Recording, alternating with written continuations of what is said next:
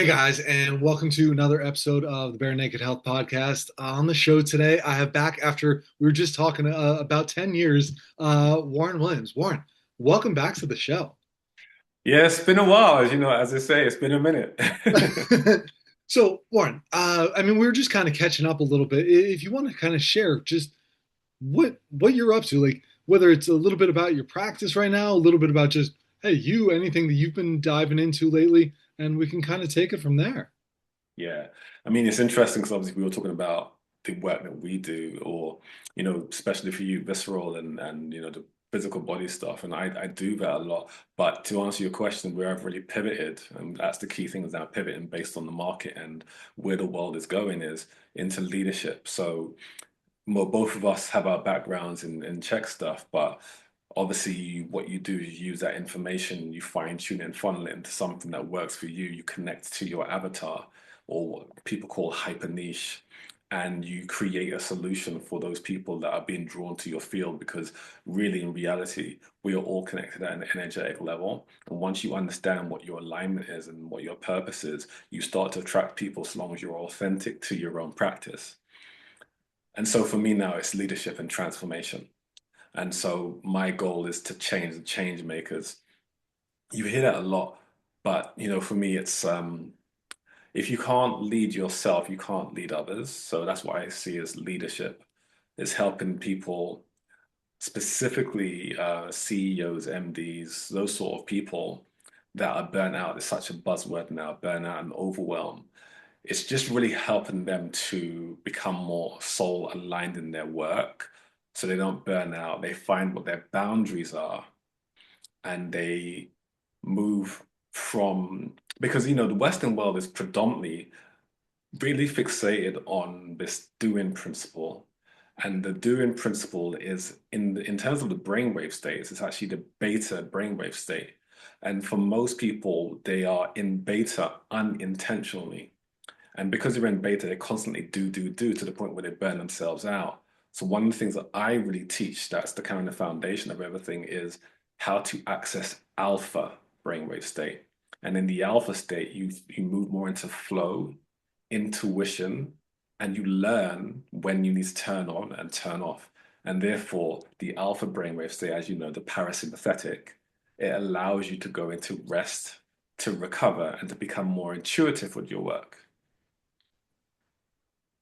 So you excuse me, you're talking of like leadership and like leading for yourself. So Yeah. how are you first, I would say embodying that, showing that, even because I do have questions then like kind of how you work with people about that. But what does that look like really for you? What does that mean on a personal level? Yeah, as we spoke about, and I know you know this, and when I talk about a lot of stuff, I'm aware that you're aware of these concepts and understandings. So, the mind's primary vehicle of expression is the nervous system. So many people talk about mindset, but the mind holds the memory, the body holds the trauma. And so most people are reacting to nervous system regulation or unregulation. So how it shows up for me is the ability to be. If you are being, that means you're present. And so it's the principle of be, do, have. And that is paramount for me, be, do, have, because in the Western world, it's inverse. It's the doing and then having. And then at the end of having, then you can be. But that's so bad. It's one of the reasons why so many people are, well, not so many, but the people that are successful are typically unfulfilled because they measure success on outcome, not experience. And experience is what the soul came to do, is to have the experience. When people die, one of the things that they talk about moving to the end of death is they don't say, I wish I'd worked more, which is the doing. They focus on, I wish I'd been in connection more, which is the experience. So for me, it shows up as first being present. And if you can be present like a child, you know this, children are so present in the moment. You don't play with your children for an hour, they get bored because they're present in this moment. So that's presence. And then from presence, you can do because now you're doing things in an authentic, fully present way rather than even like religiously. You have a lot of religious people, like Muslims as an example, they have to do these 5 prayers a day. And are they being present on every single one of them? You can debate that, but a lot of it is they're doing it because they've been told they have to. So that's more idle, as in idle hands, idle worship rather than full presence. Or even the yoga teacher that teaches a class that she teaches 20 times a week, is she fully present every single time, or he? And so we tend to do things reactively, and that's beta, rather than fully present, which is alpha. And so that's how it shows up, is the ability to be fully present. Take on only as many clients as you can be fully present with. And therefore the exchange is, life changing. So that's how it kind of shows up, is the presence. And then from that place of presence, the doing happens from the place of presence. And then and the have is what you acquire: cars, home, blah, blah, blah. The have shows up simply because the be is in place, and you do from the place of being, and then the have is the outcome of that, rather than, the Western world's version is do as much as you can to have as much as you can. I mean, that's pretty simple, right? In and of itself, like that's an amazing explanation, right? Because to get people out of that when only I can insert something here, right? It's like then I will be happy, fulfilled, whatever it is, right? It's like it's so hard. And I don't necessarily know how this is in the UK, right? Like, so I'm curious, maybe as this, any societal differences, right? But in the US, right? Anytime I start talking to people about that, like, because I try and bring it up with my patients, and some are super receptive to it. Other ones are just like, I, I just want to be able to get down to the floor and back up, like, or I want to be able to go up that flight of stairs, right? Um, how do you start to approach that with anybody that you're working with when that type of thing, like when that pushback comes up then? Yeah, yeah, it's a great question. It's because there are a lot of people that are afraid to ask the deeper questions, because most of the time people are coming to us in pain, but the pain they're experiencing isn't physical. That's just a byproduct that got them to see you. And it's a lonely relationship, or inability to relate to the family, to the friends, to be truthful to themselves. And the pain is just the thing that is the signal that gets them to the therapist or the coach. So how I normally do it is, that whole disarming, which is I don't people don't care how much you know until they know how much you care. And so when you can relate to somebody and share that you are also vulnerable and also have challenges, they feel more comfortable sharing their own challenges, because, as you kind of expressed, everybody wants to talk about something. Everybody wants to be able to share, but they're too scared because of judgment from other people. And that's the whole reason why, or one of the reasons why, people go into social media and Instagram and all these things, because they're seeking validation externally because they can't find it internally. And the internal is lacking because they're unable to talk to themselves and be honest and true, or even talk to somebody else and share their pain. So they offload it into something external so they can avoid the conversation. So disarming people, to answer your question, is disarming them and sharing that you have challenges yourself. You're not perfect. You're on the road just as them. You may be further along the road, but it's still the journey towards excellence. And once they do that, they open up. And then, other than that, I just find ways of relating whatever their challenge is to surrender. And I can't give up smoking. And then we talk about, okay, the reason why you can't give up smoking is this. And so I find ways to map whatever their challenge is towards something that's greater than them, because ultimately people change easier when you relate it to something greater than them. Do this for your children. Everybody knows that. Do this for your wife, do this for your mum, or, and so those are some of the ways, I do that with people. See, I'm always hesitant on the do it for somebody else because again, ultimately it all comes down to really what we have to do for ourselves Oh, definitely. a lot of times. So that one's I'm just always hesitant with, I guess, right? Yeah, yeah. I'm 100% with you Yeah. on that. Just like the example of, and I'm going to explain why I said what I said just now, Please. but just like the example of, when you're on the plane and you have children, they say, put your mask on first.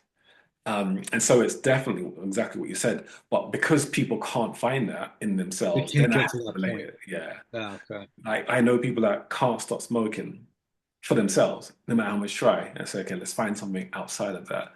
And normally for those people, you have to find something that's greater than you for them to latch to, because their self-autonomy isn't enough. So do this for your mum. Okay, cool. But yeah, to your point, you definitely should start with you. The helping hand you're looking for is at the end of your own arm. Always starts with you. Well, one of the things you said just a little bit on the first part of the conversation, and then just now you had mentioned like even just some fears for people, right? Death, right? Like the fear of death.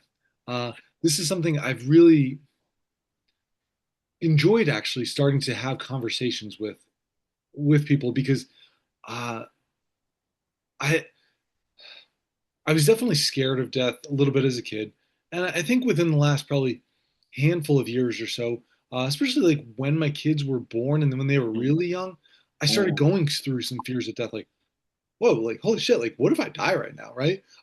Not just if I leave them, but also for myself, like wow, like was I able to be what I wanted to be in this incarnation, right? It's like Yeah. I'm just curious, like, where are you at on death? Like, where do you, well, just any thoughts you'd like to share? I think because this is something I'd love to dive into if you wouldn't mind. Yeah, I mean, it's the most important question that everyone should go through at some point because that is the reality of life, is the opposition. So for me, it's powerful, words are so powerful. That's why they call it spells or spelling. We hear that all the time. And it's true. The reason why one of the reasons why people are scared of death is because of the word death. Because to them the word death means finality. And so the conversation needs to change from death to transition, or exit. Because the more spiritual you are, okay, let me say it like this. People are scared of death because of a lack of experience.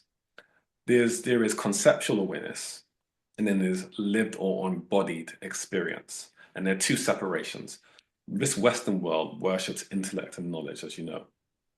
Their disconnection is being embodied. And embody means in the body. It's embodied. And embodiment is an experience. The soul came here to experience that which it is not.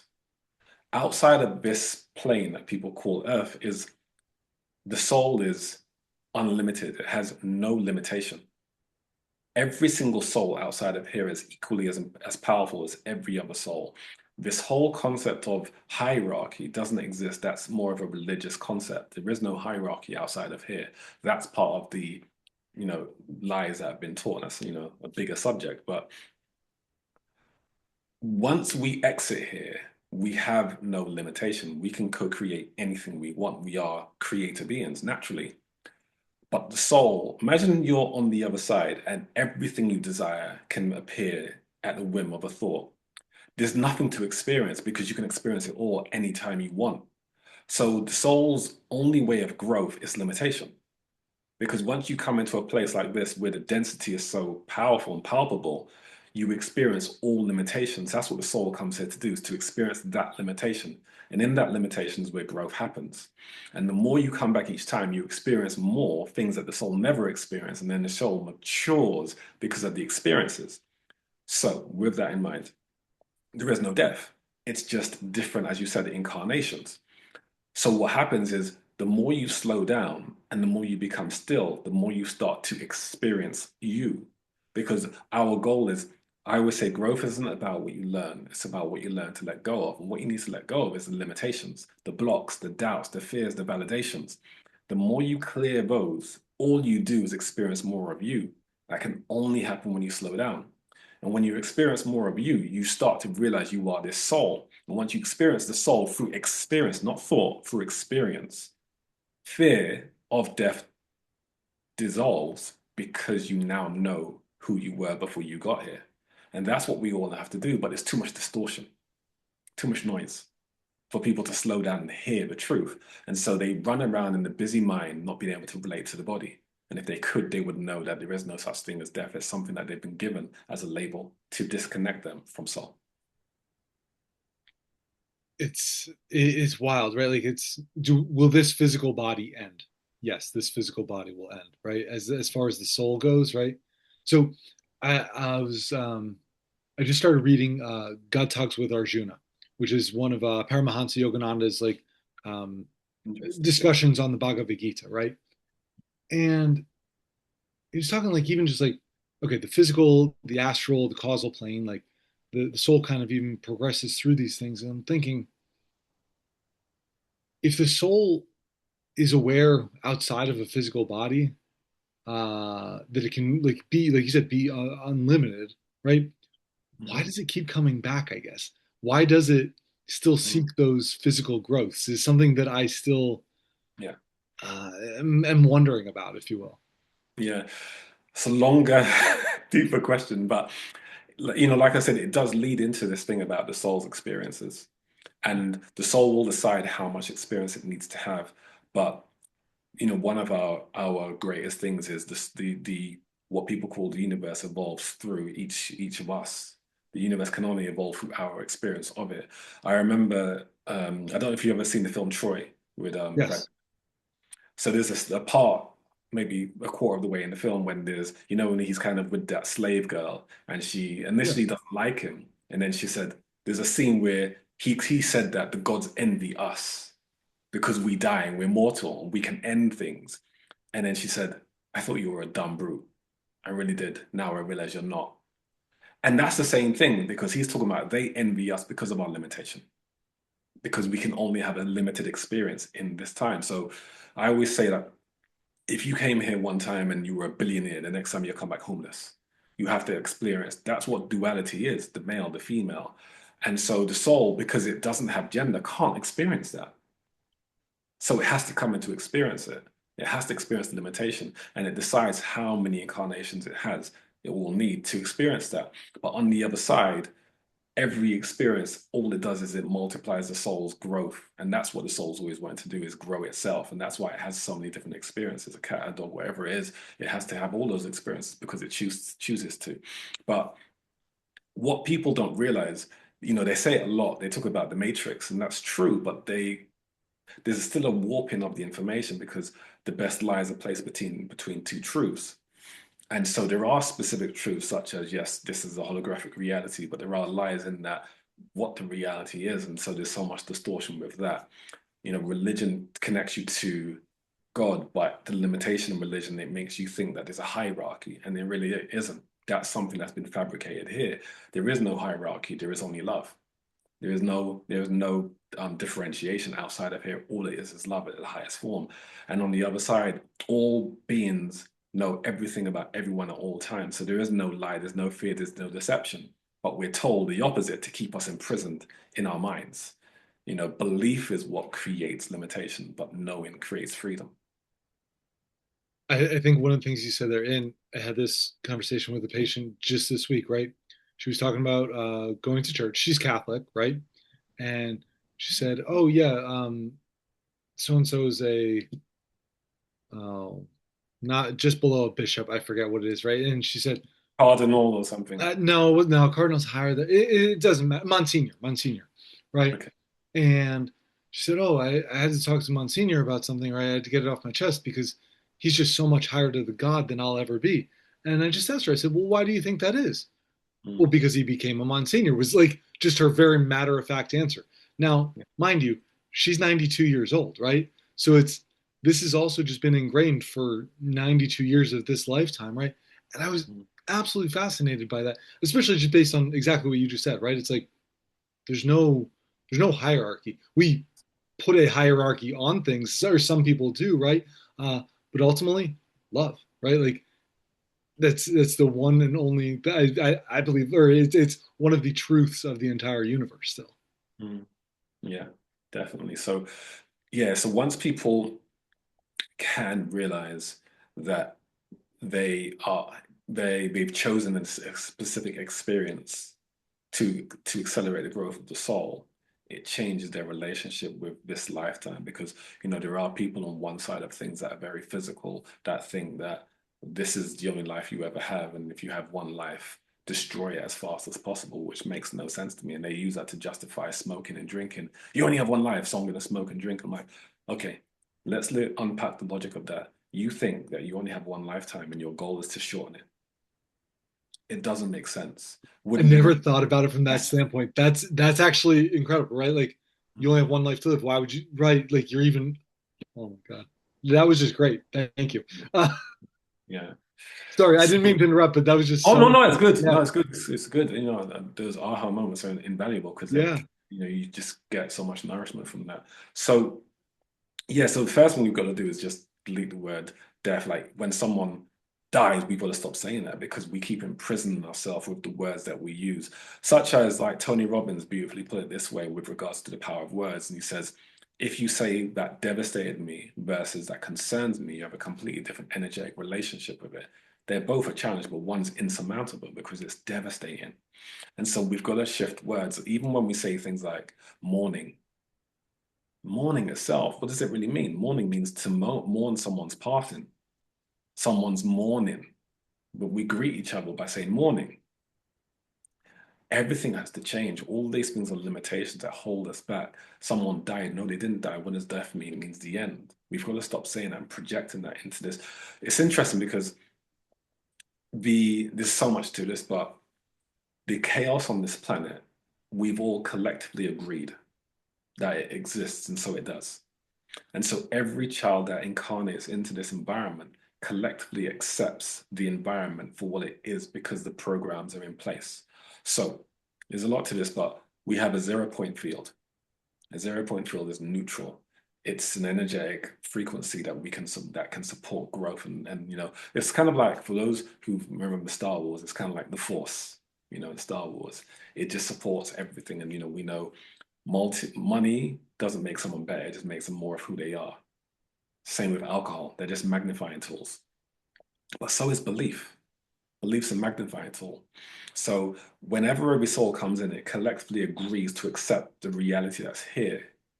But only at a certain point of growth do you start to reject the programming. That normally happens when you're about 13, 14, which is where the adolescent period comes in. You reject your parents. I'm going to stay out late. Don't smoke. Right, I'm going to smoke. Don't date girls. Right, I'm going to get them pregnant. All this sort of stuff, the anti-programming. And they're doing it because at some soul level, they realize that this program needs to be rejected. How they reject it can be extreme, but the point is, why do we all come in and want to reject the program? It's because the soul knows this is a program that needs to be rejected, but rejected in a specific way.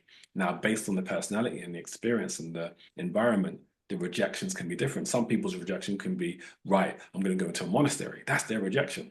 Others become a nun. I'm going to martial arts. I'm going to go a fitness coach. Those are all rejections to what they know isn't working. And that's basically what it is. We're all rejecting in different ways. Some extreme, some passive, some negative, some positive. But the point is, everyone collectively agreed to accept this existence until they reject it.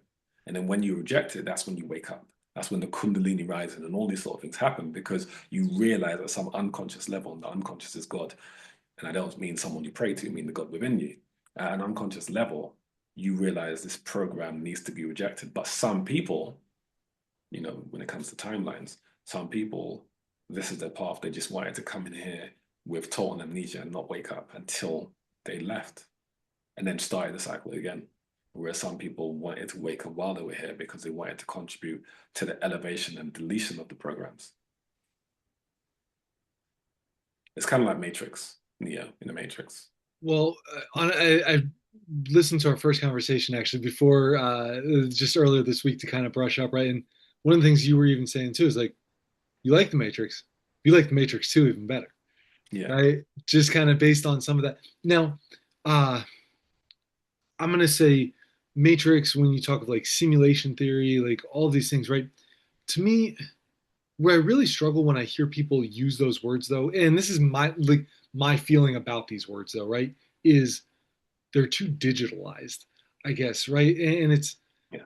it just doesn't seem to grasp it for me in any way. Like it feels just too like, we're talking on a computer right now, right? It's like it's just too much like that versus, uh how would you almost put that into a better explanation of like how that can actually be felt or interpreted? Yeah, that's really good.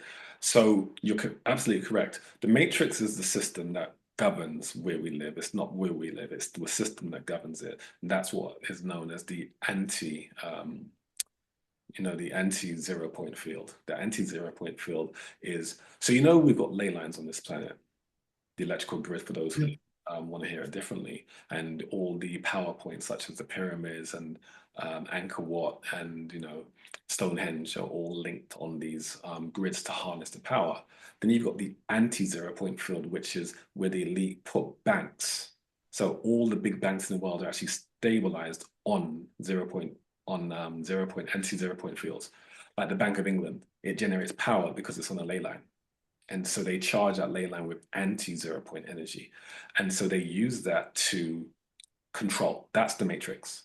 And that's what all of these, whether it's BlackRock or any of these companies that are massively powerful, they generate energy through the anti-zero point field. So that's the matrix, that's the system. That's not where we live, that's just the system governed. Then we have the holographic. Holographic is the lens at which we perceive reality. So it's not a holographic field, it's just what we perceive through its light. But where we actually live is a construct.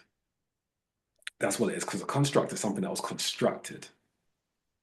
Whether you believe it's God in 6 days and 7 days, whatever you want to have, it's a construct. And within the construct, there is a matrix, and how we perceive it is through a hologram.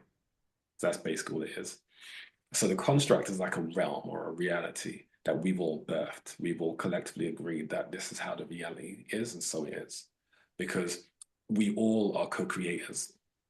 So we all have thought forms. We all, like when we dream realities, and the reality we dream is real, just not on this wavelength or frequency. And this has been proven by experiments where people pour water on somebody and they pee the bed. So they're physically connected to their astral body, and then physical reality manifests. Even the whole, stories that people know about, where if you fall in your dream, when you hit the ground, you die. So we know those worlds are connected. So our minds are powerful enough to create. Go ahead. Well, I was gonna say a dream just popped in my head that I had last year when you said that. Like I had never heard that before, and I was telling somebody because I fell out of. I was on this. I have to go back and look at my notebook. I think I was on the 16th floor. I fell back, Mm. like I fell out, like I was being chased, like so on and so forth. Fell, and then all of a sudden, once I land, immediately like I see the Milky Way, like this incredible galaxy just above me, right? But I mean, I didn't physically die that I'm Mm. aware of. Like, as far as I know, I'm here talking to you now about it. Mm. Uh, yeah, so sorry, that I just that's an immediate thought that came to my mind then. Yeah, yeah. So I mean, you didn't die, but the belief, like Morpheus when he spoke about when they were fighting, Matrix One, and they were Yeah. fighting, and he said to Neo, "You think that's air you're breathing?" And then they said, "It's because you think it's real. That's why it hurts." When he came out, he goes, "Why have I got blood?" He goes, "Because you think it's real, and so it is real. That's the dream state. So if you think you're dying in a dream, you will die, and that's been proven. People have died in their dreams. But if you're in your dream and you're aware of it, then you don't. So it really depends on the person. But it's showing you that it's a shared reality. And so we basically birth these realities um, in here. So in this construct, we birth realities, and those realities exist. People call it a self-fulfilling prophecy. But it's if you have an expectation, I knew I was going to be sick, or people project these things. So it's telling you they know at some level that this is happening. I knew she'd say no. I knew he'd say yes, or whatever it was. They're birthing these realities. They just don't think it's that. The same as deja vu. The amount of people that have deja vu, everyone has it, but they just dismiss it. Oh, I just had deja vu. You don't realize what that means. You saw the future before it happened. Whatever.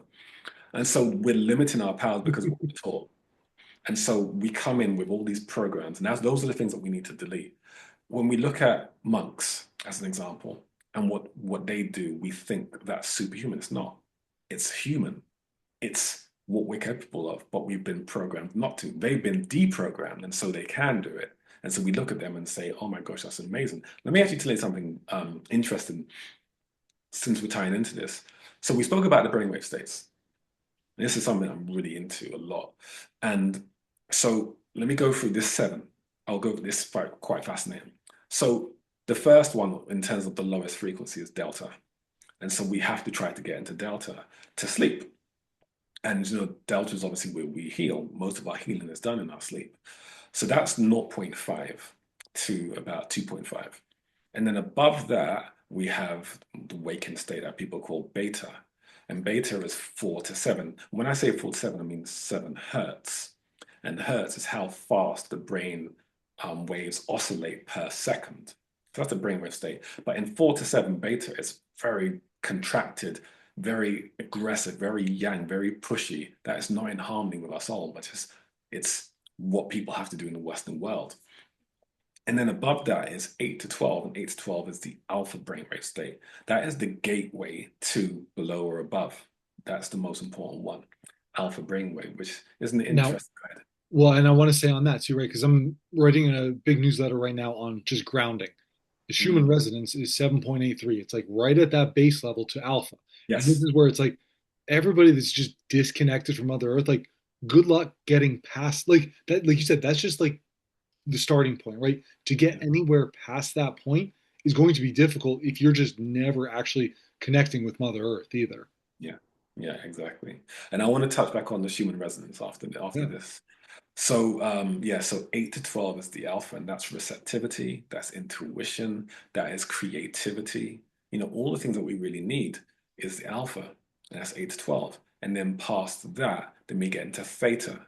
The theta brainwave state is such a powerful state. It's basically like hypno dreaming. So if you're in theta, you're able to really go into these very calm states, very, very calm, relaxed states of healing and stillness, in that state.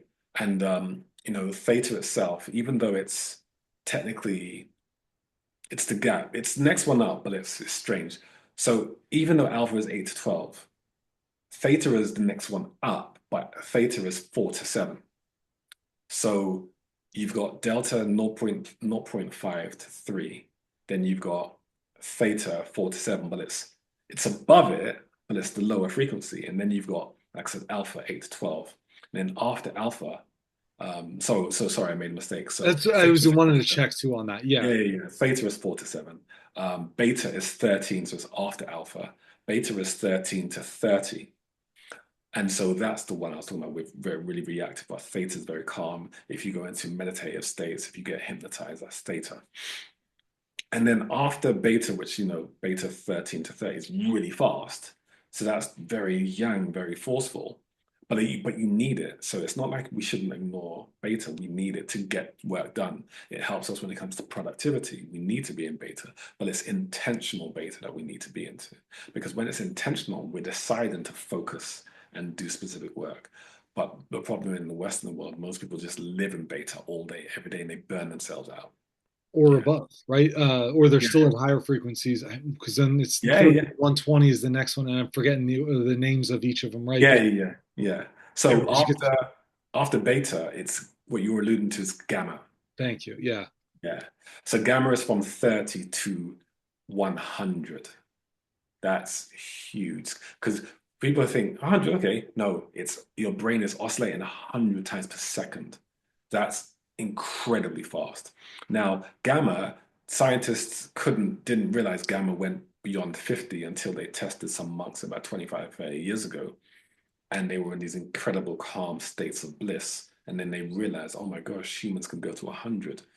And gamma is what we do in life-threatening events, such as the stories you hear about a woman that lifts a car door off and saves her child.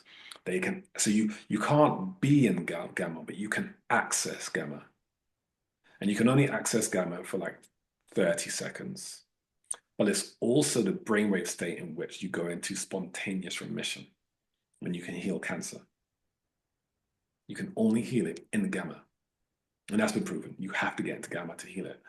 Um, so that's gamma. So gamma is from 30 to 50, and then high gamma is from 50 to 100. So it's all gamma, but it's high gamma. And so the scientists thought that was it. But then they studied these monks and found there was another state. And that next state was lambda. And lambda is from 100 to 200. And lambda it's time bending, it's sentience, it's what they call ultra sentience. It's like, for people to understand, it's like such blissful stillness. To get into that state, you have to be one of these monks that just can meditate for like 2 months. You know, that's the state. It's by location and stuff. It's like probably 0.2% of the planet can get into that state of absolute calm.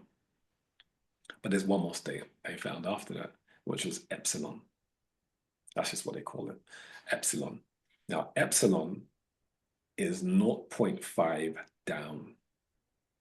So at fact, 0.0, you're dead. No, no brain, there's no brainwave activity. So they say you're dead. Using their words, obviously we know it's not death, it's a transition. But in epsilon, it's 0.5, 0.4, 0.3. And in epsilon, and this is what science has found and validated as well, your body goes into stasis. DNA does not age at all. There's no cellular decay in stasis. And you've seen this where I think there's this monk somewhere in Tibet who was supposed to have died like 200 years ago, and he's in meditative position. And if you go up, you can, there's videos of it, you can see it. He doesn't look alive, but he doesn't look dead. There's no decay. He just looks like he's frozen. And he's just sat there meditating, and he's got hair and so he's in epsilon, you know. Well, I remember if you like at the end of Autobiography of a Yogi, there's this thing from the LA County Coroner's Office about Paramahansa Yogananda, and they observed his body. I forget how many weeks it was, right? And it was just like there's just no decay. Like it did not like after like supposedly he took his last breath, right? Like it's just his body's just there, right? There's nothing happening to it. Yeah, yeah. And as a soul, we can access all of these states because the soul has all information, and it's not. And this is where the spiritualists get this wrong. They think it's about connecting to your soul. It's not. It's about accessing your soul through your body because the human body is pre-encoded with code, ones and zeros. The human body is pre-encoded with all the information from the soul. So when the soul comes in here into the physical realm, it downloads all of its information into the body. And so what it's about is the body accessing the soul through the body. People worship the mind and worship the soul, but it's not. It's about the body. Because the body itself is the antenna from which all information is preloaded. And the more you clean up your body, the more you get healthy, the more you get rid of toxins and trauma, the more you access source because the source downloaded itself into your physical body. So one of the things I would say to people is, the antenna is the expression of the soul, and this antenna is the physical body. So it's about the body because the body is embodied. We don't experience 3D reality through the soul. We experience it through the body. It's the 3D, not the 5D. 3D is the physical experience. Sensation, sound, taste, touch. That's what the soul came to experience, and it experiences itself through the body. So the body is the soul's antenna, in a sense.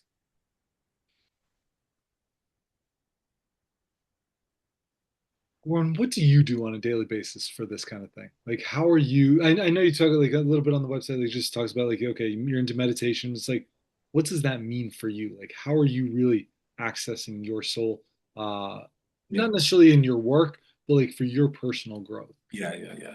So I'll answer that and then I'll get back to because I did want to talk about the Oh, brainwave. Schumann Sorry, resonance. Yeah. the human resonance. Yeah. So it's not about when it comes to development. There's this whole thing, love and light, which is all about this spiritual development, but it's not. It's about the physical development. So to answer your question, what do I do? Is I have a 2 hour morning routine or ritual that I do. And part of that is I do exercise, I do stabilization, I do structural alignment work, I do meditation, I do affirmations, and do embodied practices such as powerful breaths or physicality stuff. So I make sure I'm activating all aspects of the human experience, activating it's like when I see people in India that meditate and they look sick, that's not spirituality, that's extremism. We didn't come into this physical body to have an experience of just the soul. If that's the case, why come? Stay where you were. So whenever we see these people that go in a mountain and learn everything about the universe and they stay in a mountain, who did they help? No one. So why did you come? Stay where you are. A true spiritual experience is how you relate with humanity. That's the experience. So it's not extremism, it's embodiment. So acknowledge the physical body, train it. And so that's what I do. Meditate, that's what I do. Visualize, that's what I do. It's all about everything to do with the body. So nutrition. So, to answer your question, I do exercise, I do stretching, I do mobility work, I do breath work, I do visualization, I do meditation, I do affirmations, I do concentration. All of that makes up my morning ritual. But in order for us to really harness the energy and the vibration of the body, it can't just be in the morning. It has to be multiple times throughout the day because you could be at your most enlightened, for lack of a better word, when you meditate. And then you go to work and you get pissed off. It's like, well, 6 hours have gone by and you're not the same person you were at the start of the day. So it's about moving into different states constantly throughout the day. So what I do is what I call activations. It's not my word, it's just something I learned from somebody else. So I do these activations. So I'll do 2 hours in the morning, and then every 2 hours or so, I'll do 5 minutes of activation.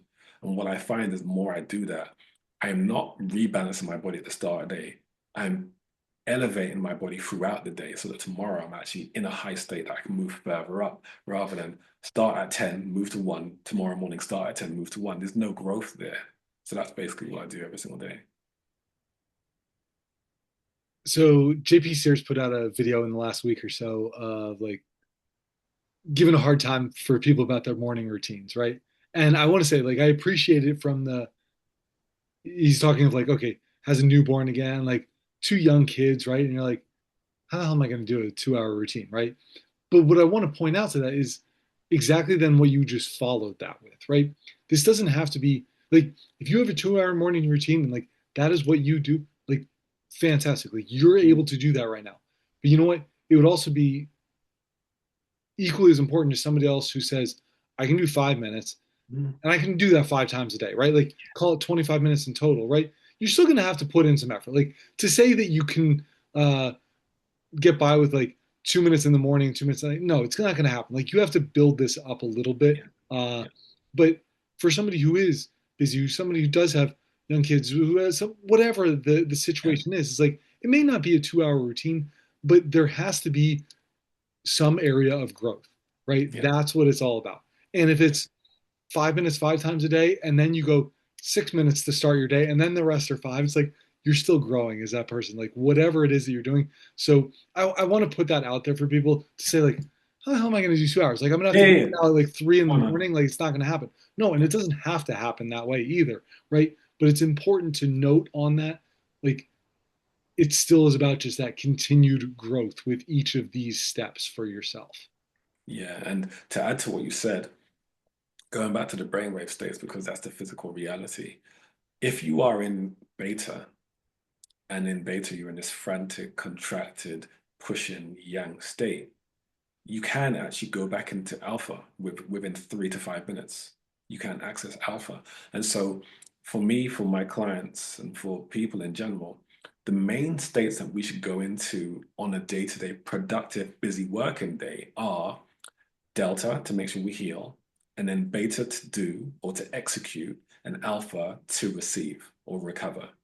And so that's delta healing, beta to execute, alpha to recover. Those are the three. And with beta and alpha, it should be 2 hours of productivity, 5 minutes of recover, and then 2 hours and five, 2 hours and five, 2 hours and five. And if you did it that way, you would regulate the nervous system enough to the point where you would never need to go and see a doctor or a therapist because your body is only storing that trauma from the event. Mental or emotional trauma has been stored in the cellular system. And so therefore it manifests as pain. Unless you get hit by a truck or a bus or something, then yeah, you're gonna get that. And you're gonna need to go see someone. I was mentally fine, but my shoulder, yeah, you got it. That's different.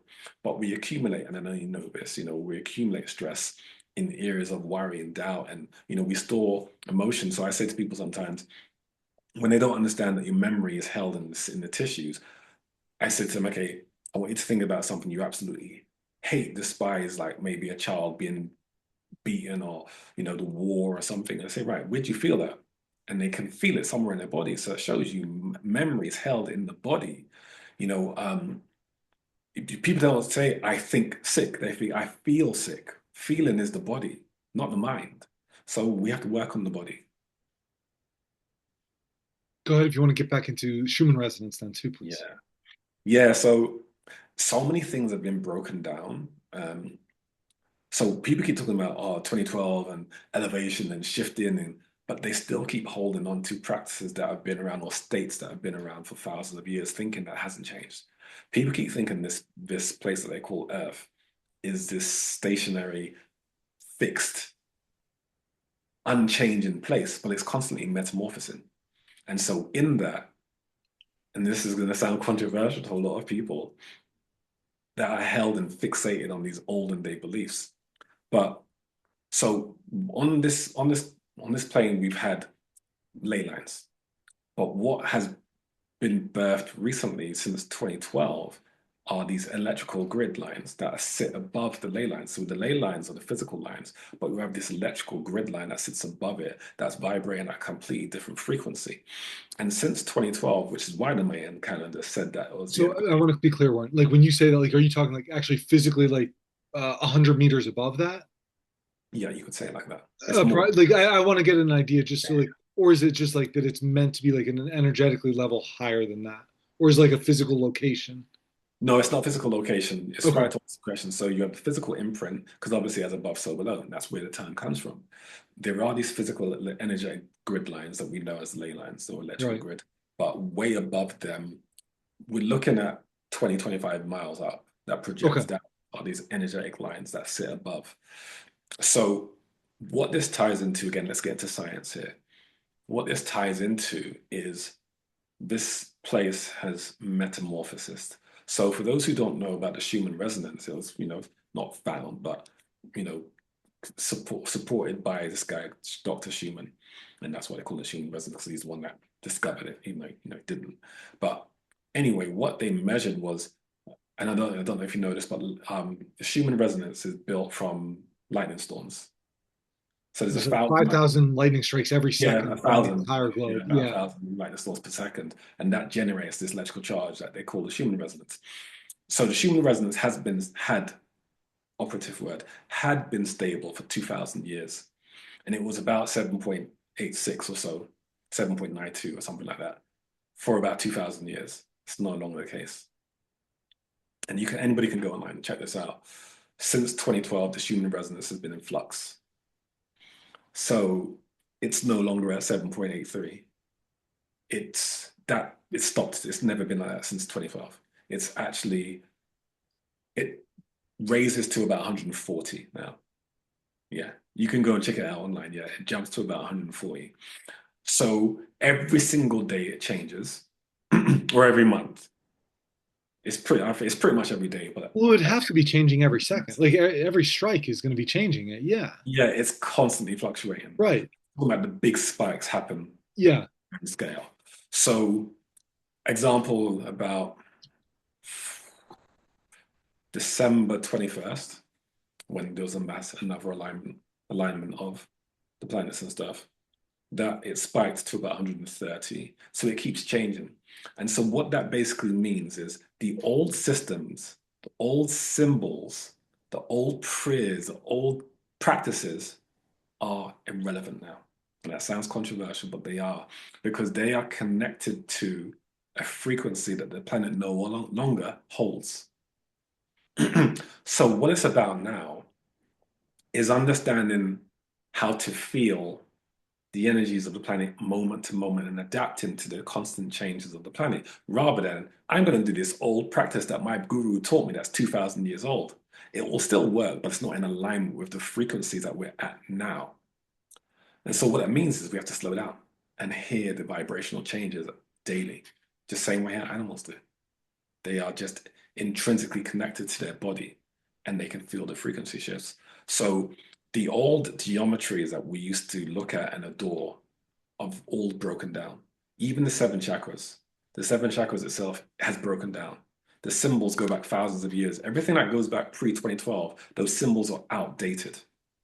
It's now about the new symbols. And if people ask, well, what are the new symbols that are power generators? The dodecahedron, as an example, is a new generator. People can also look at um, everything. So there are in geometry, there are these things called base 6, base 8, base 10. Those are all known as open loop symbols. So the meta, I forget what it's called, the meta. Anyway, it's a very famous Indian symbol. Um, Metrodon or something like that. Anyway, that's an open loop system. That means it leaks energy. Doesn't mean it's evil. It just means it leaks energy. It's not self-sustaining. The only symbols that are self-sustaining are base 12. So those are known as closed loop geometries. And that basically means that the energy constantly cycles within itself, so it holds the energy. That started to manifest its power after 2012, when the other symbols were starting to be dissolved by the planet. And so we have to move into a new era. And a lot of people are going to find that hard because the greatest lie is a place between two truths. And they think that because they have some truth, it's all true. That's not true. We have to let go of the programs. And some of those programs are spiritual ones. It's not about extremism. That's a spiritual belief that's wrong. It's about balance. It's about people talk about duality, but at the same time they go into extremes. That's not duality. Duality is the balance of the physical and the energetic. Not if I go and meditate and hardly eat and wafer thin, I'm spiritual. That's not spirituality. That is dishonoring the antenna, which is the physical body. If you're overweight and you're sick, but you're spiritual, that's not true spirituality. Because what are you expressing to the world is that you disrespect your physical body, which the vessel of the soul chose to come in to experience things through. When we see people dancing and they are so good, we say that person's the life of the party. That guy's got soul. That's what we're witnessing is the physical body. And like I forget who said it. Is it I can't know if it's Ramdas or no Osho said you can you can cut the dancer, but you'll never find the dance. It has to be experienced. You can't dissect and find it. You have to experience it. So anyway, the old systems are broken down. It's about channeling into the new systems and frequencies, the new grids that have been installed in the software that we think is this planet. And in that, we upgrade. So I know you kind of had an expression when I said the seven chakras. It was curious. So yeah, so the seven chakras still exist because obviously they're physical glands in the body, but they're not pulsating at the frequency that our bodies are moving into. So you've probably heard about ascension symptoms. People talking about this since Say that 2020. again. Ascension symptoms, Okay. where people were talking about since 2020, they've been getting sick for no apparent reason and then having these awakenings, similar to what you said about that dream that you had. And those are because the DNA is actually physically upgrading. And when people say, oh, it's spooky, science has proven DNA upgrades. They say that the missing link when it comes to evolution is that we have only evolved so little, but yet we're human. They don't know what the missing link is because humans naturally evolve 0.1% every 100,000 years. So we should still be Homo erectus, not Homo sapien. So something sped up our DNA. So my point on that is the DNA speeds up. It does upgrade and it does change. It started to change since 2012 and more so in 2020. And so we know it's no longer about the seven chakras. It's now about the three stargates, and those exist in what people call the crown or the face, the heart, which is the most important part, and then the sacrum. Those are the three power centers in the body. And the first one, and I always teach this to my business clients as well. The first one is about seeing. I call it the galactic stargate. That's about sight. Seeing, that means vision in your life, being able to see the future and visualize what you want to bring into the world. That we can't manifest unless we see what we want to manifest. It has to be visual first. And then to anchor it into our physical reality, we have to feel it because feeling is sensation. So it's vision, feel, which is the field. And then the last one is anchor, vision, feel, anchor. And anchor is we stabilize that frequency into the 3D world. So we feel it to bring it in, and then we anchor it to stabilize it. And stabilizing would be structure. That would be like you have a vision, you have an idea, it aligns to you, so you feel it. Oh, that feels good. That's the right thing. Then you create the structure, you systemize it, you work on a plan, you set targets and dates. That's the anchoring part. And so that represents all of real life. See it, feel it, do it. You know, that's the reality. And those are the three energetic points that are now starting to. And I saw this vision from my guides 7 or 8 years ago, and I've seen people more recently in the last couple of years talking about the same thing. That it's about these 3 points. And we know the power of three: solid, liquid, gas, person, place, and thing. 1, 2, 3. It's the reality, pyramid, trinity, all of it is 1, 2, 3, and so that's what we're birthing now. These three stargates, not the seven chakras. There's a lot to go through, right? This is You got to do part holy two. shit, man. Like this was I'm gonna run, my pen's gonna run out of ink here in a moment. Like just going through all this too. I mean, First of all, thank you for that, right? Um, okay, you know where I want to start actually, or I guess my next question is,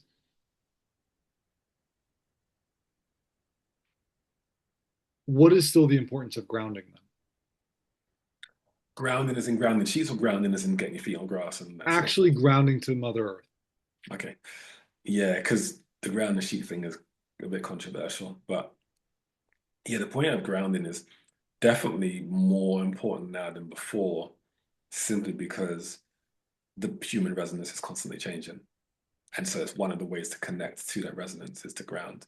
But obviously, one of the things they teach you is sorry, I got hair in my mouth.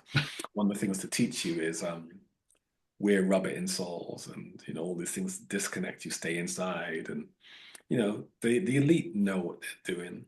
And I often say this, and it's like sounds conspiracy based, but Oh, go for it, please. yeah, no, I mean it's not that controversial what I'm going to Yeah, say. People in their defense, they always, because they don't want to change, they say, oh, that's what's the word?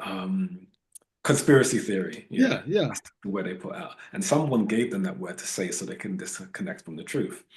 But the same people that tell you that you shouldn't meditate are the same people that are meditating, the elite. The same people that tell you ley lines are rubbish are the same ones that built them, built banks on ley lines. That one right there. Yeah. Yeah. So we've got to start adhering to not what we're taught on the news, because the news is to disconnect us and to create distortion. We have to, we're in a world now where it's so busy deliberately to stop us from centering ourselves, because once we center ourselves, all we find is God. And that's not what they want, because someone who's connected to source can't be controlled. And when you see things like Black Friday sales, you're witnessing humans that are being controlled, fighting each other for a deal that yesterday they didn't even consider buying until the deal. They buy things they don't need. That's control. The same people that will line up for an iPhone, whatever number it's at now, for 48 hours when they can wait a day and buy it in a shop. I was telling my nephew this the other day, it makes no sense. Why? Why would you wait? Why would you? It just makes no sense. Why would you queue up 48 hours to get something first when tomorrow you can get it for the same price and not have to wait or order it online? That's control. And control can only happen when you're disconnected from self. So one thing, practice that I've done with that I think might help some people out too, right, is if there's something I want, I'll just leave it on my computer, right? Like, and I'll still leave like the tab open, right? All right, I'll go through my day, whatever. I make sure just to leave it there, right? And the following day, most of the time, I just hit that X, like it's just gone. Like, Yeah. but just making like controlling those impulse buys, like, yeah, there are certain things I still want to buy and I'm going to buy, but I always like, no matter what I'm buying anymore, it's just like I just leave it there. Because if I leave it there and I don't actually check out, it really didn't matter. Yeah. It's exactly what you said, because I was going to say that when you say it's like impulse buying, that's a massive disconnection from your soul. Because oftentimes the soul doesn't care about that. One of the things I say to people is the ego is concerned with things, the soul is concerned with experiences. So the more we can act that way, the more we're in line with soul. Yeah. Well, what's next? What else you want to talk about? This is cool. I'm So, loving this stuff. well, I'm I think what I'm so blown away by are the three things that you said. Like, so I don't necessarily have like the connection with the sacrum. For me, it's more in my feet, which is obviously still part of that same Yeah, yeah, yeah, yeah. loop, right? But it's been my feet, my heart, and like my third eye. Like those have been all the other chakras. Like I've always studied them. I'll say tried to just be aware of them, but they just Mm. never hit home for me, right? And I guess really when you're saying it too is like, when did I get into this? I mean, I started a little bit 2010, but like 2012 is probably when like that was when I started HLC2, I guess, with the Trek Institute, right? And it's like, okay, like that's another step up now, right? It's like, and those have been like those 3 points that have been just like so connective to me. And then when you mentioned the dodecahedron, it's oh, David Wilcock's work. Like he talks so much about that in there, and it's like I've always just been absolutely fascinated with the dodecahedron, but it's like really, I think where I want to take this Warren, is the new practices, right? Mm, You're still mentioning meditation a lot, but you're mm, still saying like new practices. Like, mm. what does that look like, either for you or just like what you're seeing as far as like what are these things that are just changing? How are they truly like going to from that pre 2012 to post 2012 spiritual practice that you can do? Yeah. I mean, the main thing that's changed is the frequency that we connect to because it's changed.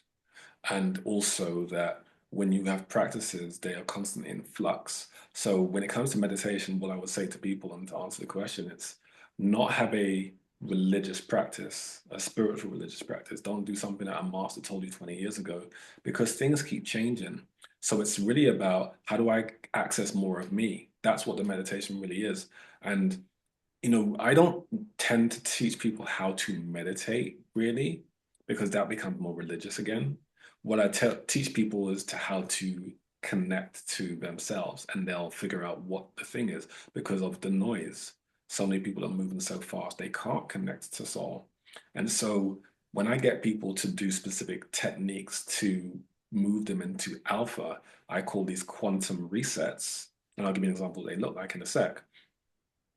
And I get them to do it constantly throughout the day, especially, me working with these leadership types that are busy and, using so much brain power. What I get them to do is do these resets we spoke about every 2 or so hours. And what I do is I build them into something I call alpha alignment, where I get them to get a pulse oximeter, which checks the heart rate, and the blood oxygen levels. And this is something that's like a couple dollars. Like they're super Yeah. accessible, super cheap, just so everybody knows. Yeah. Like it's really easy to get a hold of. Yeah. Yeah. Yeah. And for those who want to visualize, it's that thing that you put on the finger when they take Right. you to the hospital. And it works infrared, so it's not dangerous to the body. So this is going to sound controversial as well, but all those new things like the Apple Watches and the Whoop, they are so bad for your If body. they're So green, bad. don't wear them. If they're Yeah. red, like you're much better off, like you're saying. It's like, but if it has that green light, like no. Yeah. Yeah. So they're emitting low electromagnetic frequencies constantly. And there are studies coming up now showing that they're damaging the tissues and the cells of the body to get a reading. And you just leave it on 24/7. It's the same as, AirPods, and those things are just damaging the body, but it just shows you how disconnected people are from themselves. I know you know about this, but it just baffles me that these people are wearing these AirPods that are broadcasting from one ear to the next. I'm like, how do you think you're getting that signal? Where do you think it's going through? And you're putting it even closer in. Like Into your it's not brain. even like you're like hanging out here, right? It's like, nope, let me get it as close and far in there as possible. Yeah. And it's just broadcasting these radiation waves. And it just shows you how disconnected and how fallen out of love we are that we can't even feel ourselves anymore. To the point where people sleep with these things and they train with these things. And so I obviously stripped that down and said, no, we're going to do it a different way. And the pulse oximeter worked through infrared light, not through not through this electrical stuff. And so once they get this reading, I always say the problem is people psychologically, lie to themselves. But if you get physiological data that tells you where you really are, and so that feedback tells you whether you should rest or not, you can choose to ignore it, but at least you've got the feedback. And so that's one of the things I do, and that's one of the things I get clients to do is to get this feedback. And yeah. So for those who want to know, that's There what you go. Yeah. feels like. And once people do that, they do a quantum reset to move them back into alpha. And a quantum reset could be something like box breathing. And I know you know box breathing. And for those who don't know, box breathing is you breathe in, you inhale, hold, exhale, hold in a rhythm of patterns. Let's say 4 seconds inhale, 4 seconds hold, 4 seconds exhale, 4 seconds hold. That's a box because it's 4, 4, 4, 4. That rhythmic system creates nervous system regulation. So it doesn't have to be spiritual. People's understanding of spiritual, they just mean they meditate or pray. That's not spirituality. That's just techniques. Spirituality is how you react moment to moment. A mother with a child and cooing her child, that is spirituality. That's reacting to life moment to moment. Not I pray to Jesus or Muhammad. That's not spirituality. Those are techniques, those are actions. Um, so being able to reset every 2 hours is what we really should be doing, and that's the quantum reset. So it might be box breathing, it could be getting up and stretching, because obviously we're working with this fascia, the tissues, the cells of the body, and trauma is stored in, there's trauma is stored in the tissues, but it's stored in the fascia. And once you uncouple and unwind the fascia, you get more electrical energy moving through the system. So therefore, you're more calm. Even exercise, you stimulate and pump energy, stagnated chi from specific parts of the body. That's energy. That's not spiritual. It's draining, but it's still spiritual. Or affirmations or visualizations or just sitting there and being silent for 5 minutes and observing your breath. Any of these sort of things are a quantum reset. Quantum is instantaneous. People could think, and again, some spiritual thing. No, quantum just means right now. It's an instantaneous thing. And a reset is just reset. There's nothing spiritual about that. It's just a reset every 2 hours, and then your nervous system will regulate. When your nervous system regulates, it balances everything out. Even things, and this is one of the things I'm really passionate about, things like ADHD. ADHD isn't a disease. It's just a symptom of dysregulation in the body. Once the body regulates itself, that doesn't exist. It's only happening now because we're in a world that is sped up, 24-hour TV, microwave ovens, and all the things we just mentioned. That's what's creating dysregulation, and then therefore we create labels for the dysregulation rather than it's just dysregulation. Telling an 8-year-old, shut up, sit down, and listen, right? Like, Yeah, it's dysregulation. Like, no, there's it's not going to work, right? yeah, No, I'm really glad that you're saying this because this is something I have definitely struggled with, right? It's like I always want to find the perfect practice, right? Where no, it doesn't work. And my thing, I was I was on the table getting worked on at a class last year, right? Multiple hands on, so like multiple people are working on me all at once, right? And it's like all of a sudden I just have this burst of bright light coming through my chest, and radiate love just keeps coming into my head, like radiate love, like I can hear, right? And that has just been my mantra, like that yeah, quantum reset, if you will, right? So it's like yeah. I might be busy in the clinic doing this, that, and the other thing, and I might have my hands on somebody, right? Like I'm working just on something with them, and I just start taking a couple deep breaths, and I'm internally saying that to myself. Some patients I'll say it to because they're like I've started to talk to them about it, and like Mm, you can just see like when you say like radiate love to somebody, and you have your hands on them and are truly trying to mm, bring that into yourself, bring that in for them as well. Like they can feel it, like they know, right? And it's just that's my quantum reset now on a daily basis. Like I was just sitting a couple basketball games this morning with my kids too, right? And it's like, yeah, mm, people are getting amped up. I hear parents like making all these cracks. Like it's like we're watching first and second graders run up and down on a basketball court, right? And it's like, well, that's a walk. Like he shoot, like, and everybody's getting like amped up, right? And just like I just say it, like put my hands over my heart, and I'll just say like radiate love, like, and I'll just say it to myself because of what you're talking about, right? I don't want to get sucked into that just beta state at all times, just being jacked up to the nines. And it's like I'm trying to truly radiate that out, both for myself, but those in that space too, so that hopefully they mm. can pick it up too. Yeah, And here, where we talk of like those ley lines, those energetic lines, it's like creating that within ourselves to help heal both ourselves, Mother Earth, just society, whatever you want to look at as a whole, then too. Uh, mm, but yeah, I want to say is like finding those little resets throughout the day can be incredibly powerful. yeah. So powerful. Yeah, and so like just like what you said, it's you don't have to have, and that's again where the two lies and one, two truths and one lie come in because, even again, not shooting down religion. I mean, it's good to a point, and then you got to go further. But one of the challenges with religion is they focus on all the things they have wrong with each other. That's disconnection. There's Christianity against Islam, and then Islam against Islam. I mean, think about this. There are 73 different sects of Islam. Who's right? Now, worse than that, there's 30,000 different Christian sects. 30,000. And they just harp on about the disconnection. I had a friend who, is a Jehovah Witness, and, he was single until he was, I mean, I haven't spoken to him in years, but when he was 55 at the time, he was still single. Never settled down because he needed to find a Christian. And he met a woman, but she wasn't his Christian. He was Pentecostal or something. And I goes, but you're both Jesus and God. He's like, yeah, but she's a different Jesus and God. I was like, oh my, really? So he didn't, connect with her further than you're Pentecostal? Nah, come on. And so that's part of the lie. It's focusing on a specific type of worship. And then another example is, religion teaches that God is everywhere. Everybody knows that, right? So then why do I have to go to church to find him? Or why do I have to pray to Mecca? If God's there, so if I turn around 180, he won't hear me.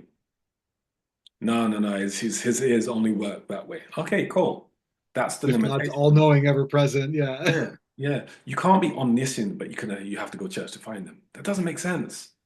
Can't be omnipresent and yet so is he in the cupboard? No, he's only at church. It doesn't make sense. And so that's where the trap is. Two truths, one lie. The two truths are spirituality and God. The lie is one direction, one religion.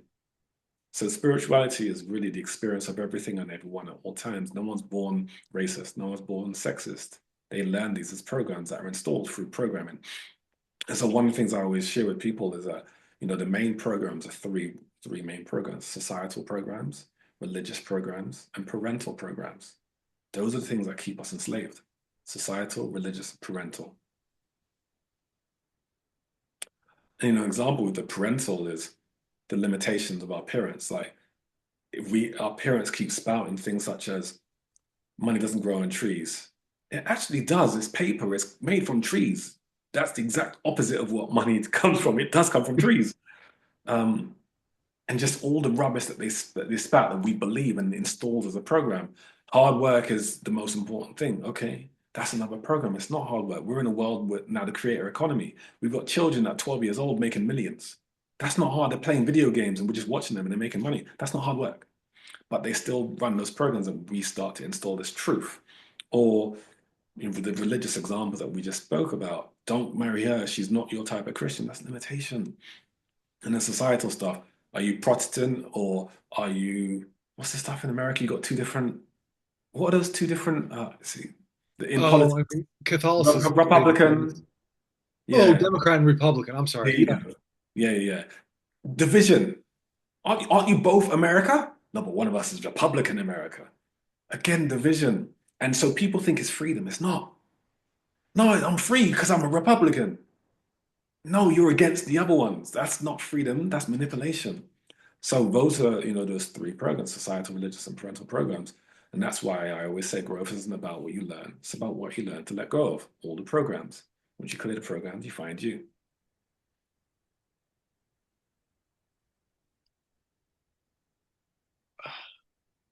How do you recommend people go about starting to identify what those things to even let go of them? Yeah. So the first thing is, if you, like so many people are trying to seek happiness, but if you haven't defined happiness, you can never find it. So one of the first things you do is you build your core values. And in your core values around lifestyle, your core values around career, and your core values around relationships. And core values are just your personal parameters of what you value within those three categories. So examples of core values for lifestyle, it would be the time you wake up, the time you go to bed, the quality of food you eat, how often you should exercise. You build your core values. I normally say write down about 10 to 20 core values that are important to you without judgment. It's not about, oh, you should train 4 days a week. No, for me, 3 days a week is ideal, as an example. And then once you've established those, such as what time you wake up and what time you go to bed, and the principles that are important to you, then you move on to your relationship values. And relationships is oftentimes preferential, like around your spouse. You like something. I like women that are funny, or men that are funny, or intelligent, or I like people that are risk takers. You find out your preferences around a lady or a man, and then your family, your friendships. What are the things that really motivate you around friendships? People that are like-minded, people that are really go-getters. So, whatever it is, you write down your core values around friendships. And then with your family, that's more about a proximity and how often you want to be around them. I need to see my parents this often. Those are your values. And so that's the second. And then the third one is career. career values is I don't work no later than 6 p.m. I don't work earlier than 10. I don't work on the weekends. I don't work for less than £50 an hour, dollars, or whatever it is. And even if you haven't established those things in reality, you work on them just as a homework, and it might take you an hour. But now you know what happiness means to you because you've actually established happiness. And when you work towards happiness, you'll make decisions based on what you know happiness is to you. That's where happiness actually comes from. And I actually can't remember what your question was, but that was one of the things I wanted to say about that. No, and I think that's a great point. And um, well, I asked like kind of where do you start with being able to Right. identify those things, right? Yeah. And the one thing I want to add too, right, is I didn't. Here was something that I was doing that I didn't realize. Like one of my best friends, he goes, Nick, you just say no to a lot of things, right? And I realized like, yeah, I guess I do. But he didn't mean it like in a, oh, you're always like negative about things. It's like I just know what I'm not gonna do. Like Yeah, yeah, yeah. I don't want Boundaries. to do that, right? So there Yeah, it's just like being truthful to thyself, if you will, right? yeah, And that kind of carried a lot of weight for me. Like, and I realized after that, oh, I can say no to whatever I want, and it's gonna be okay. yeah. To add to what you said, um, your yes has no power until you learn to say no. Paul Chek, he said that. But without core values, you don't know why you should say no. And that's where it starts. The values are your boundaries. And then once you have the power to say no, you then have the power to say yes. And that's where happiness really starts. So go back to your question again so I can now tie it in. I mean, really, it was like, how do you start to how did I phrase it? Oh, how do you know what to let go of? Like, how do you start to figure out, like, identify what are those things that you should be letting go of? Yeah, cool. Thank you. So we have two voices, that we listen to. One is the ego and one is the soul. The ego, as we said earlier, is about things. The soul is about experiences. That's how you learn, to actually make those choices, those distinctions. Is what does the ego desire? What does the soul require? And that's different. Desire and require. So the soul, once you make soul-led choices and you start to listen to the voice of the soul, that's when you can start making these choices that you spoke about. That's when you can actually know where to start from. But it can only happen if you slow down. It's always the same thing. You have to slow down. You have to, as you said, take a breath and go into stillness. And once you go into stillness and quiet, you'll only hear the voice of the soul over the voice of the ego, because the ego is, it's always about itself, whereas the soul is about collaboration. What are things that are enhancing me is the ego. What are the things that are enhancing us is the soul. Because when you enhance the relationship, it's you and them. When you enhance just the ego, it's just you. And that's where you see people making decisions just for themselves, such as, I want to make money just for me. I want to buy that car just for me. No, we need to pay the bills. I don't care. This car is really nice. That's an ego decision. The soul would say, you're right, let's wait, until we're both doing well enough for me to buy that car. And that's how you start. It's listening to the voice of the soul, but it can only happen when you're quiet, when you get quiet and listen. And that's why there's so much distraction, and I don't need to tell you this, you're a father. There's so much distraction with our children today. It's so hard to get. I mean, it's so good that you take your children out to basketball and stuff, because the children of today, they just live on a screen. And the studies have shown now their depth perception is massively retarded because they only look that far ahead of them. So, a So perfect example, and I want to just say it's like a practical thing. Like, you and I are talking on a computer right now. I'm in front of a window. Like, once in a while, I'm just peeking out just so I'm not staring mm, a foot and a half in front of me the whole time. Like, I can gaze out into the distance, and even if it's for a second or two, but then coming back to that. But it's being able to be in this moment enough to recognize that I'm doing that. And like that is still my ability to say no. Like I'm going to say no to the screen for a second. Like I can still be conscious with you, actively listening to you, and still do that. And just know that it's still something that's nourishing me as well because of the addictiveness of these things. mm, mm, And yeah, as far as like the kids, it's like, uh, I will also add that it's not easy. I'm not going to say that it's easy. Uh, mm, I understand, like, and where you talk of like the elites, like, it's designed that way by all of these, whoever is creating all of these digital devices to be really freaking hard to get away from. yeah, yeah, yeah. I mean, even though I've been doing this stuff for like more than 25 years, I remember 3 months ago, my phone broke, the screen cracked, and then it got worse and worse, and I just couldn't really use it properly. And then I had to take it to the shop, and it was really quick to fix. Like he said, yeah, I'll be able to order the screen now. You get it tomorrow. I'm like, what? Tomorrow? But that's actually really quick. Like when I thought about it, I was like, damn, it's really quick to order a screen from somewhere and it come tomorrow. That's actually really quick. But the initial thought was, what am I gonna do without my phone for 24 hours? And it actually ended up being 3 days because he ordered the wrong screen in, and then it was Sunday, so they need to wait until Monday. But it just made me feel like, damn, I'm all this spiritual, whatever. I'm like, damn, I need my phone. And so, like you said, these devices are designed to keep us, you know, disconnected because people think we're more. It's so funny, just as I'm saying this, thinking about what I'm about to say, which is so funny. They say that because we have phones, the world's smaller and we're more connected than ever. No, we're not. We're more disconnected than ever. But they tell us the opposite lies between the truths. We And have the ability to connect very easily. mm, However, at what yeah, depth is that actual yeah, connection? exactly, exactly. And I don't know if you've heard of Prince EA. Very famous. You type him in, and he's got millions upon millions of followers. He's a conscious poet, very famous. He's had people like Tony Robbins talk about him. He's a very famous guy, and he did a video, um, something to do with Facebook and disconnecting. It's an incredible. His videos are like little films, like mini films. It's so high production, and he was talking about disconnecting from the phones and how they talk about social, and he said no, your phones are an anti-social device, not a social device. And then he said in the poetry, he's like saying, one of my friends messaged me and he said, when can we meet up face to face? And the guy said, what, you mean Zoom? And he's like, no, face to face. And he goes, that's the society we were in now. Face to face is Zoom. Um, and even this thing of we text each other nowadays rather than just call. You have an argument with someone via text. It's like, what? It just doesn't You work. It can't just feel doesn't what work. the person's feeling. What did you mean when you said that? I can't feel because I can't hear how you articulate it. Did you mean that nastily, or well, why don't you just phone them and find out? Or you speak to people and they're having this text conversation. I still don't understand what that person means. Why don't you just phone them instead? Oh, we don't do, we just text now. One of my clients, very famous footballer, massive house, and I tell you that for a reason, because of distance.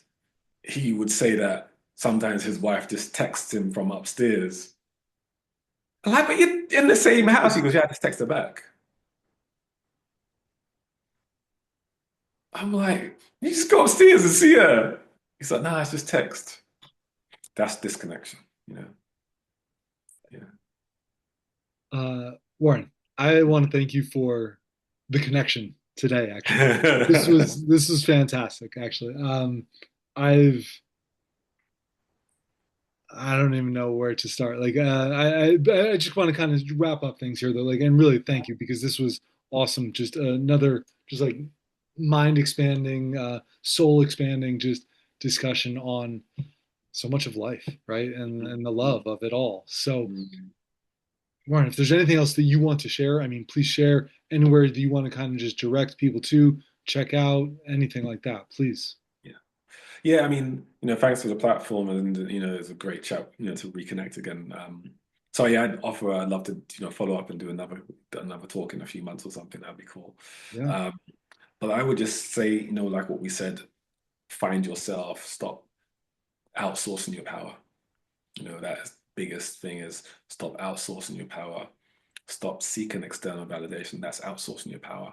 Realize that the helping hand you're looking for is at the end of your own arm. You don't need permission to change. You just need to choose to change. And then when you choose, opportunities open. You know, that's kind of like the parting message I would say. And if you want to follow my work, if you want to go deeper into this stuff, I'll send you the link as well. But my Substack channel is Warren W Coaching on Substack, and obviously I go into more topics there.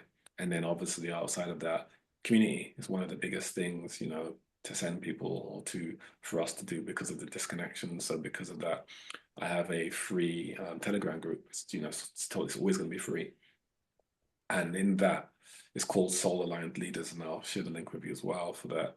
And if people are interested and they want to be a part of a community of people that share these vulnerabilities, leaders or people, mums, there's different people in that group that share their vulnerabilities and get to talk it out.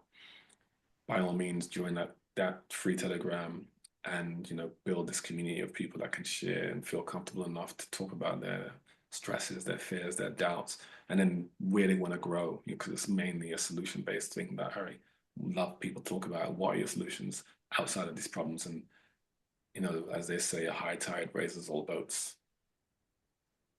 There you go, guys. Stop outsourcing your power. Check out all Warren's stuff. It's been an absolute pleasure. Warren, thank you again. Thank you very much.